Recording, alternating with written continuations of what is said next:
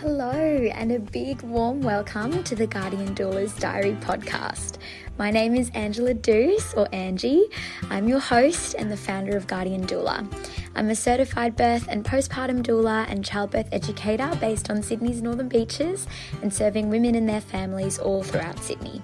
This podcast is an honest collection of the stories and experiences of birthing women and the professionals that support them to empower, equip, and inspire us all. Let's get into it. Hi everyone, welcome back to another episode. Today's episode is such an important message that, oh my gosh, I just cannot emphasize enough. The theme of the episode is "'Tis the season for induction." Now, I'm going to unpack sort of this phenomenon that we see, that December and January are when the most inductions of labour happen.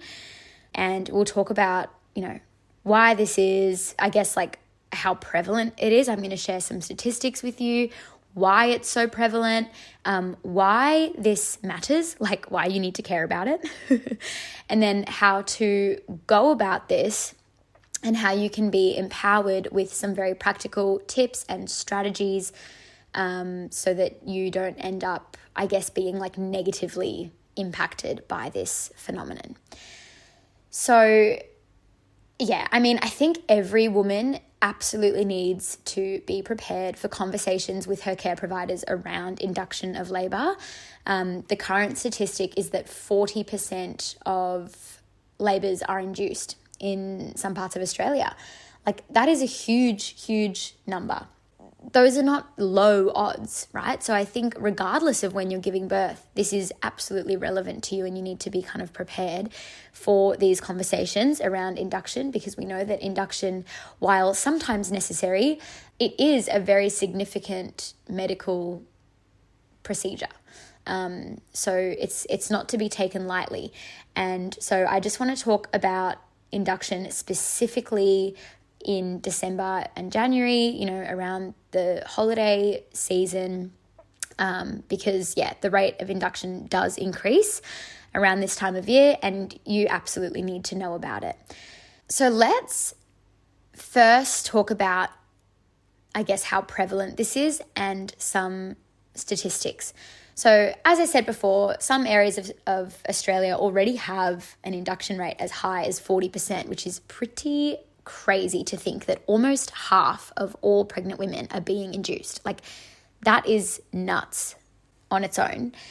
What's even more crazy is that the University of Queensland conducted a study that showed that women with an estimated due date at this time of year were 2 to 3 times more likely to have their labour induced. That is massive. That's very, very significant, to be 2 to 3 times more likely to have your labour induced just because your due date happens to be in December or January. Like, that's pretty crazy. Another really, I think, telling statistic is that if you look on the Australian Bureau of Statistics, we see a massive spike in birthdays on the 17th and 18th of December. And then again on the 29th and the 30th of December. Like, oh my gosh, what happens in between those dates, right? 17th, 18th of December, let's get all these babies out. Christmas is coming. And then again, another huge spike in the number of birthdays on the 29th and 30th because no one wants to be working at the hospital on New Year's Eve or New Year's Day. Right? So this now gets me into why this happens. Like, why? Why is there this huge spike in the rates of induction of labour at this time of year? I feel like it's quite obvious. One of them is annual leave. People want to go away on holiday. It's the holiday time. And I can understand the desire for that. Like, we all enjoy this time of year. We all enjoy some family time. We all enjoy going away, having a break. Of course, those are very warranted desires. But to induce a woman so that your holiday works out and so that you can go away, and have your time off, it's not a good enough reason to induce labor. Another reason is that, because of all of the annual leave, hospitals will tend to be a little bit more short-staffed around this time. And so you'll hear things like, you don't want to risk going into labor when there's less staff. That could be dangerous. That's a bit risky. That is not fair on you. That's not right. The fact that staffing becomes more challenging this time of year absolutely does not warrant an induction. Like, if that is the only reason that you're being induced or that an induction is being offered, and I wouldn't be surprised if there was other stuff being thrown around to try and make it sound like it's more warranted, things like, baby might be a little bit big. You can go and listen to the episode that I recently recorded with Dr. Melanie Jackson, who is a midwife with her PhD. She is the host of the Great Birth Rebellion podcast. Fantastic resource that I recommend to all of my clients. In that episode, we discussed, this very unfortunate thing that happens. And all of this is so controversial to even be talking about, but I don't sugarcoat, because it's important to me that women are being given the right information. And so I am more than happy to say these things that a lot of people would rather I don't say. But I'm not going to keep quiet about these things because I care so much about your birth and how this goes for you. But yeah, one of the things that Melanie and I spoke about was around the fact that we do not know how big your baby is until your baby is born. You can have as many growth scans as you want. You can have your growth scan with, the most experienced, the most highly regarded sonographer out there. And the reality is that growth scans are not a guarantee. We don't know for sure how big your baby is. Growth scans can be 10 to 15% inaccurate.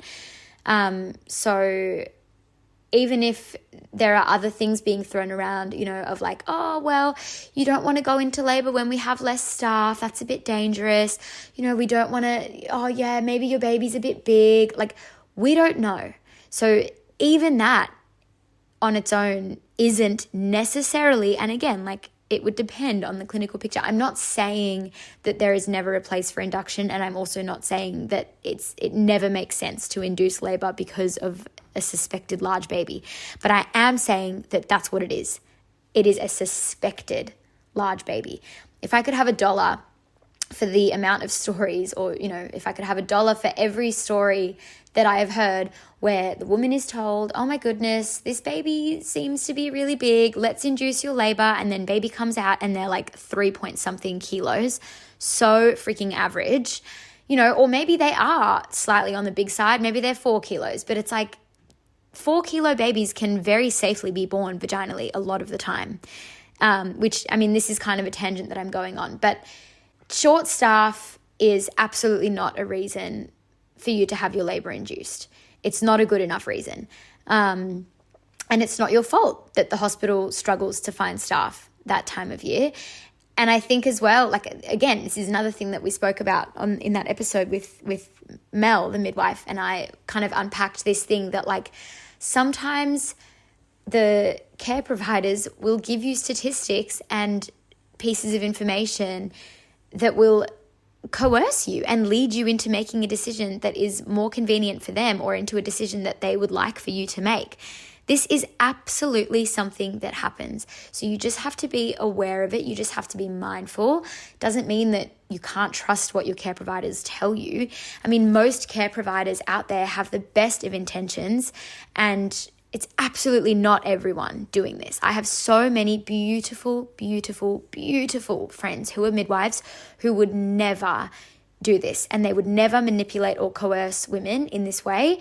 But it's also true that there are care providers out there who have absolutely no problem doing this, and you need to be aware that that happens. So yeah, annual leave, short staff, even, just convenience is a huge reason why a lot of these things happen, and why a lot of these interventions, whether it's induction or elective planned cesarean, the likelihood of these things happening significantly increases at this time of year when people want to go on their holiday. And it would be much more convenient for your obstetrician if we made sure that baby came on those popular birthdays so that he can go away for Christmas, or on the 29th or 30th of January so that he can go away in the new year. Like, convenience is a huge, huge, huge reason that the induction rate spikes at this time of year, and it is absolutely not a good enough reason for you to be induced. And why I say that is because the risk of induction is significant. Now, I want to do a very obvious disclaimer. I think I've said before in another episode, I kind of hate disclaimers because I just feel like a lot of the time they are so obvious. It seems crazy to me that we even need to do disclaimers like this. But I think because there is always someone in the peanut gallery who's like, well, some inductions are warranted and some inductions save lives. Yes, of course there is a place for these interventions. And I always use the example of my little daughter who needed some significant medical assistance when she was born. So I have 4 little kids. My 4th baby, when she was born, she had, some really, really significant medical complications. And so I was very grateful when the things were warranted to accept things like oxygen. She was on oxygen for months and months and months on end, 24/7 oxygen. She was in hospital. Honestly, I lost count how many times. I think we counted the other day and it was like more than 14 times that she ended up in hospital. She was fed via a feeding tube, and this was just a situation that happened, a medical thing that came up that no one saw coming, couldn't have been prevented. All we could do when we were in that situation was go, okay, what support does she need and how can we manage this? How can we respond to this and give her the best possible chance at overcoming this situation that we are in? So I just share that to emphasize that I am absolutely not someone who is anti-intervention. No way. I am such a firm believer that medical intervention is a blessing from heaven. Like, it saves lives. It is helpful. It's a fantastic, fantastic tool that we are so lucky to have, but it does need to be used in the right way. And inducing someone because it's December and you want to go on holiday is not the right use of medical intervention. And that's what this episode is about. So I'm not coming at this from an anti-interventionist perspective at all. I'm coming at this from a perspective of someone who just cares about women's birth outcomes and about women's birth experiences. And I want to warn you that you do need to be prepared for these conversations, all the more if you are due to give birth in kind of the holiday period. So, why should you care about this? Let's go over some of the risks of induction. There are countless studies on this. Some of the big sort of things that we see, if you look at the research, is that women who are induced have a significantly increased likelihood of having an epidural. So, if you're hoping to have a natural birth, if you're wanting a physiological birth, then this definitely would mean a lot to you. If not, that's totally fine. Maybe you don't necessarily hope to have a physiological birth or a natural birth. Maybe you're like, I don't mind. I'd love to have the epidural. Then this one may not be as relevant to you, but certainly the vast, vast, vast majority of women who I work with and who reach out to me and who I know are my audience out there, usually people come to me because they do really value and want a natural, physiological, unmedicated birth. And so if that is you, then, the increased likelihood of having an epidural is probably a significant thing to be considering. In addition to that, we also see an increase in the rates of instrumental birth. So that means using a vacuum or using forceps to get the baby out. There are increased rates of episiotomy. Another really significant thing to consider is that your chance of having a cesarean it's more than double. So the likelihood of ending up in a cesarean, if you go into spontaneous labor, it's somewhere around 13.8%. And then that jumps to 29.3% if you are having your labor induced. And this is for a number of different reasons. One of the really big ones is that your chances of what's called uterine hyperstimulation is greater if you have your labor induced. And uterine hyperstimulation essentially just means that your uterus is contracting sort of too frequently. The contractions are too strong. And because of this hyperstimulation of the uterus, your baby then ends up distressed. And so I mean, even another thing that we see because of induction is that there are significant increases in pain relief, whether that is epidurals or even gas or whatever it might be. So yeah, like induction is not something to take lightly. I think probably the biggest concern for women is around the fact that your chance of having a cesarean is like more than double. That's really significant, and that's what studies show. So it's just worth considering whether or not the risk of induction is a risk that you are happy to take. If the only reason for the induction is essentially convenience, then you may think about those risks and go, oh my gosh, no way. Like, I'm not going to say yes to that. If that's the only reason, like, why would I subject myself to all of that risk? Which kind of brings me to the next part of this, and I think is a very important part of this. Once you know, okay, cool, so this is a thing. Rates of induction go up around the holidays. That comes with risk because induction is a significant thing. While sometimes warranted, sometimes incredibly helpful, it comes with risk. And so we need to always be tossing up and balancing risk versus reward. And there's risk to everything, right? There's risk to inducing your labor. There's risk to not inducing your labor. There's you can go for a run around the block and there's risk to that. It's not likely, but you might be hit by a car. Or if you go for a swim in the ocean, even if you are a strong swimmer and you've been swimming in the ocean all your life, it's not likely, but you might drown. There is risk to everything. And I think life and birth are the same in that all the time, it's just about balancing risk versus reward. So yeah, it's good to be aware of what the risks are. But I think now that we've kind of unpacked that this is a thing and that this is prevalent and the risks around it and why it happens and all of that, I think it's helpful to go over some strategies that you can implement and some things that you can do to give yourself the best possible chance of not falling victim to this phenomenon. So you guessed it, the first thing I'm going to say is make sure that you have a doula. Oh my goodness, I cannot emphasize this one enough. The research is so clear that having a doula improves birth outcomes. That is just what the statistics show. And especially if you are hoping for a natural birth, this is all the more important. But even if you're not hoping for a natural birth, the research shows that women who are supported by a doula have overall a more satisfying experience of childbirth. Whether you are having an epidural the second you can, you're like, I want that epidural straight away, or whether you are having an elective cesarean, or honestly, the get a doula piece of advice applies no matter what, but I feel like it applies 100 times more if you are hoping for a natural birth because of how much the research shows that doula support increases your odds of getting that birth. The research shows that having a doula reduces your likelihood of having a cesarean by 50%, 50.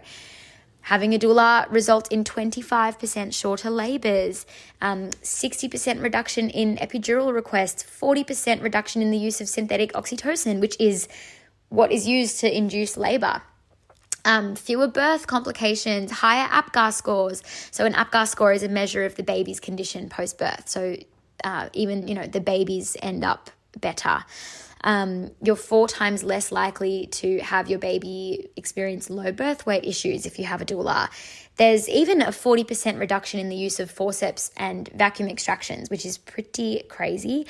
Doula support literally results in improved breastfeeding outcomes, decreased incidences of postpartum depression, better mother and infant bonding.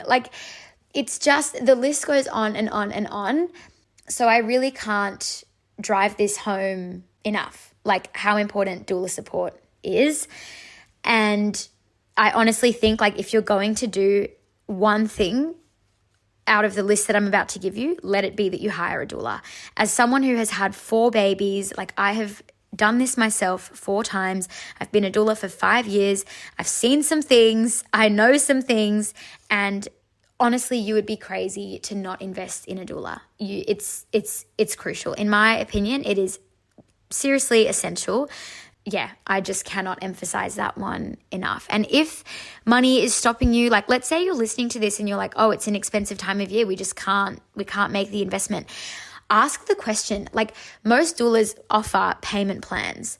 So even like different doulas offer different packages. I know I offer like a birth support only package where if you can't afford like the full shebang, where, you know, you would have your birth support, we do all of our birth prep together, and then we do all of your birth support, like I'm with you for your labor and your birth, and then also postpartum support. Like, maybe you can't afford the postpartum support, but you go, do you know what? We really want to make sure that we are so well supported for our birth.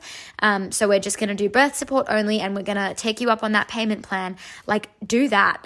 Honestly, beg, borrow, and steal to have a doula. Ask your friends and family to contribute. I even actually did a reel the other day talking about how if my best friend was pregnant, she actually is, which is very cute. I'm her doula, which is so exciting and such a joy. But I did this reel on my Instagram saying that if my best friend was pregnant, I think the best piece of advice that I would give to her is to invest in support over stuff.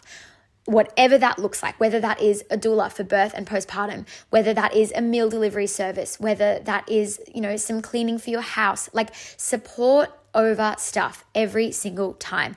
When you are having a baby, I think there is so much noise around, oh, you know, get this trendy fancy pram, or get these super stylish baby clothes, or buy this bassinet that will rock your baby to sleep for you. Oh my gosh, all of those things are so unnecessary. You don't need fancy items. You need support. And again, I've done this 4 times. Like, I have had a lot of babies. I know, I've been there. I've experienced it. I've watched almost all of my friends have babies. In the work that I do, I just see this day in, day out, support over stuff. I cannot emphasize it enough.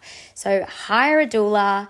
The right knowledge and the right support truly go a long way. Second thing is make sure that you're getting quality birth education. If you have a doula, I imagine she's taking you through good birth education. I definitely do a lot of this with my clients.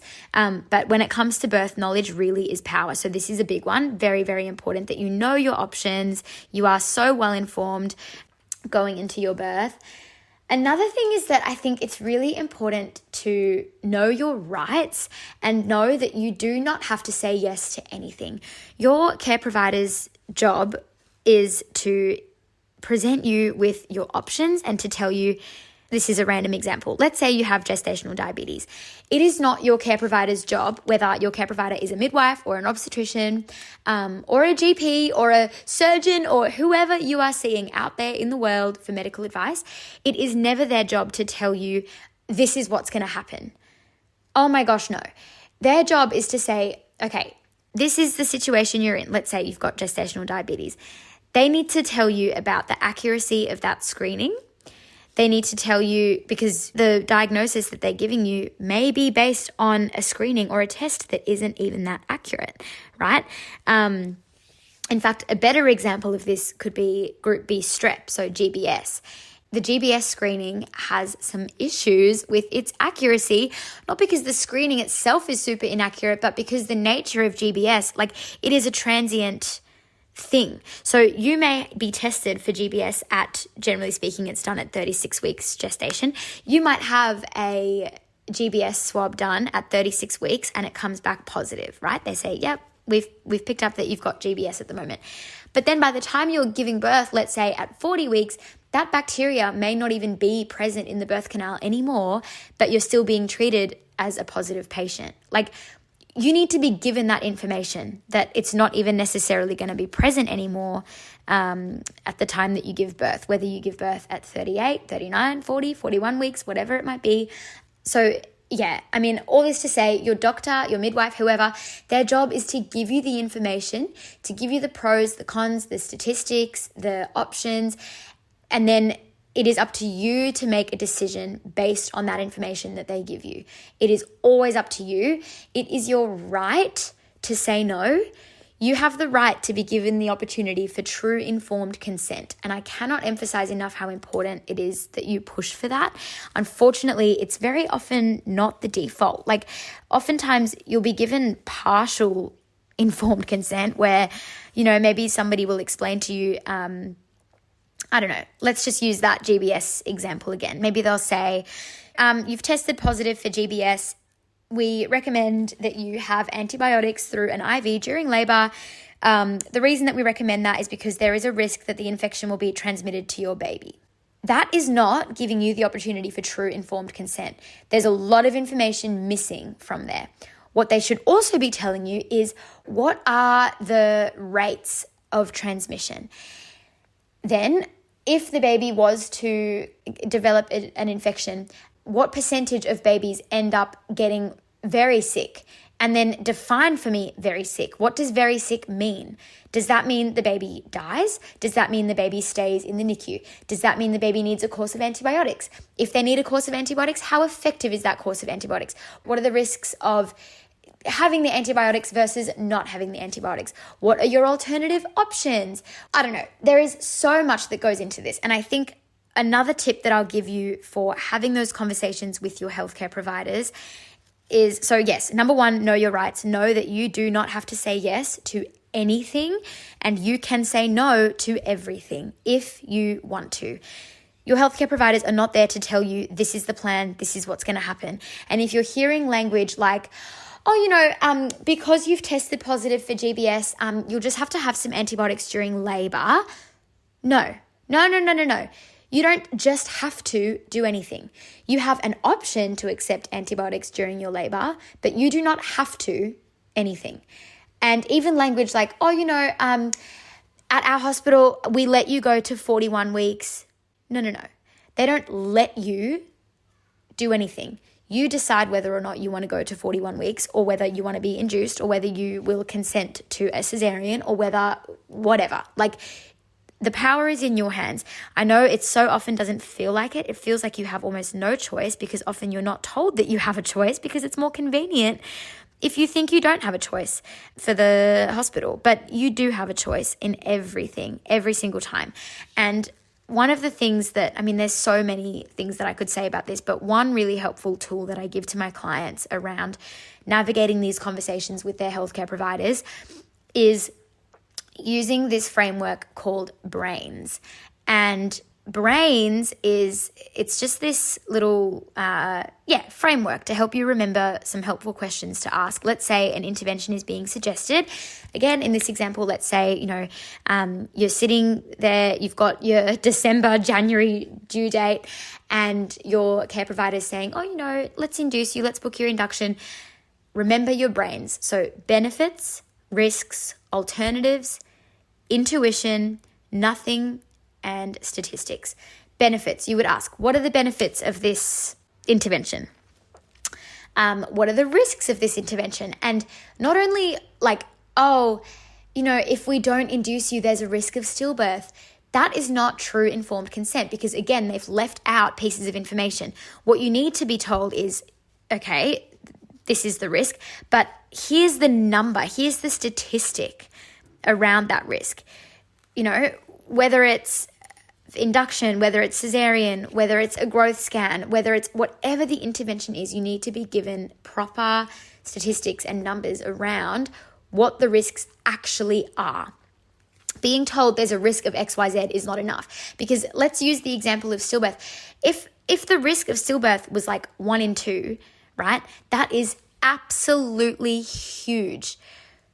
And you're probably going to decide, okay, look, let's do the induction, because if my risk of stillbirth, if I don't have the induction, is as high as 1 in 2, then it's absolutely worth taking on the risk of induction, knowing that yes, my chance of having a cesarean is going to double or whatever. That probably is going to be worth it to you, and so you might make that decision based on the fact that you feel much better about risking taking the risks with an induction, and you'd feel better about not risking the 1 in 2 chance of a stillbirth. But if you know that actually, and again, depending on the woman's circumstances, depending on the overall picture, but usually the risk of stillbirth in a woman who is otherwise healthy, it is well below 0.1%. So if you hear that number, you might decide, oh my gosh, well then what are we panicking about? That is such a low number. The statistics are really, really huge. So being told there's a risk of stillbirth or there's a risk of this, that's not enough. You need to know what the actual risk is, okay? So benefits, risks, A for alternatives. You are allowed to ask, okay, what are my other options? Are there other options that are more conducive to the birth that I'm hoping to have? Especially if you're hoping to have a natural birth. Asking the questions around what your alternative options are. for instincts. This is huge. If you feel in your gut, in your instincts, like, I don't know about this doctor, I reckon they're telling me this because it's convenient for them, or they're telling me this because they're in a hurry, or whatever. If that is what your gut is telling you, then oh my goodness, listen to your instincts and always ask for a second opinion. This is huge. Always, always, always follow your instincts. Then the N is for nothing. So asking questions around like, okay, what if I do nothing? What would that look like? What's my risk then? What are my options then? What are the, walk me through what that could look like. And then again, S was for statistics. So that kind of tied into what I was saying about risks. And even that ties into benefits. Like for all of this information that you're given, you need to be given proper statistics. I hope that's helpful. I just really want to emphasize that I empathize with you so much. Like I know that having a due date around this time of year, I mean, it's crazy already because it's a busy time of year. Like you're pregnant, your calendar's full, it's hot in Australia this time of year, so you're probably super uncomfortable. Maybe you're getting over being pregnant and you're just like, oh my gosh, like I just can't wait to get this baby out. Like it's a really huge time of year already. And so having the added pressure from healthcare providers that we know is there, it is undeniable when you look at those statistics. You can't tell me that there's not increased pressure. Like that's just not the case. There is an increased pressure on women around induction. And I am just really sad that that's the case because it's just an added stress that they really shouldn't be faced with. But yeah, I hope that this was helpful and informative. If you are from Sydney and you're like, oh my gosh, yes, I need to book in a doula. I want to book in some birth support or some birth education or birth and postpartum support or just postpartum support, whatever it might look like. I would love to connect with you. Head to my website. It's guardiandoula.com.au and you can have a look on there at my different packages and my different options and you can contact me. I always book a call with people who are interested to kind of look into having some birth support and just to make sure that it's a good fit. I actually frequently say no to people if I feel like either I'm just not the right doula for them or, if for whatever reason it's not going to be a good fit, I'm very quick to say no because I'm just really big on integrity. And so if after that call I don't feel like, I'm going to be able to meet the needs that you have or that maybe there's a doula out there that has a better skill set or a more relevant skill set for your situation, then I will absolutely say, look, I'm going to refer you to someone else. I don't think that this is the right fit. So yeah, just to call that out, I don't actually say yes to everyone who wants to work with me. And I think it's really important that doulas do that because women will have better births if we all do that. Like if I come across a woman and I'm like, oh my gosh, this totally isn't the right fit. Like it would be so unethical for me to take her on knowing in my heart that like this isn't the best fit for her. So yes, feel free to reach out. I would love to connect with you if you're keen to explore some birth support or any support. And yeah, I'll leave it at that. Quick reminder that I'm going to be taking a little break from the podcast just over the kind of holiday period. Of course, I'm still very much on call for my mums and for my clients. So certainly still working in that sense. My phone is like always on me. I'm on call at the moment and I'm going to be on call for the next few months. So yeah, phone is always on me for my clients. So I'm very much working in that capacity. But in terms of the podcast and things like that, I'm going to just be kind of taking a little break from those things. And then I'll be back in full swing in the new year, ready to get back into it. But yeah, thank you so much for joining me and for being here and for listening and sharing and giving me your feedback and all the things. It's so lovely. It really has been such a joy to hear stories of the way that the podcast has been benefiting you guys. It's been such a joy to do this for you. And yeah, even if you have any requests that you want to make for topics that you'd like me to go over on the podcast or people that you want me to have on an interview, or if you have a really great birth story that you want to share, or whatever it might be, my emails are always open. Send me an email, let me know, and I'd love to hear from you. And yeah, always very open to any suggestions. Anyway, I'm going to wrap it up there and stop rambling. I hope you guys have the most beautiful Christmas. Remember, you have rights, you have options, your birth is important, and you are not an inconvenience at all to the healthcare system. The healthcare system is there to serve you. That is what it is for. It's there to support you, to work for you, to look after you. So never, ever, ever feel that you need to, succumb to this pressure at this time of year. It's just not true. And I really want to make sure that you know that you have options and that you have rights. So hire a doula, get informed, use the brain's decision-making framework. And yeah, I just wish you all the very best. I'll see you in the next episode. Thanks for joining us for this episode. I hope you enjoyed it. If you did, please leave a rating or a comment, and I can't wait to see you back here for the next one.